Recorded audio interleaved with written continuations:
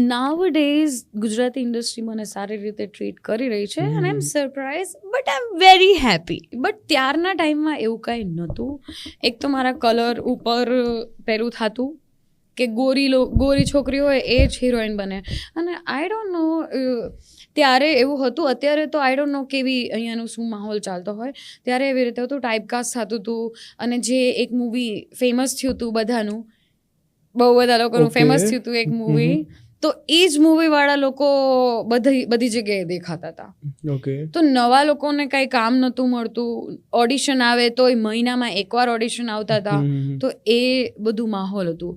એ તો હતું જ, પણ જે ડિરેક્ટર્સની ડિમાન્ડ્સ હોય, પ્રોડ્યુસર્સની ડિમાન્ડ્સ હોય, સમટાઈમ્સ હું ફરીથી કહીશ, નોટ ઓલવેઝ બટ ક્યારેક હીરોઝની પણ ડિમાન્ડ હોય, તો આવી વસ્તુ થતી હતી ત્યારે.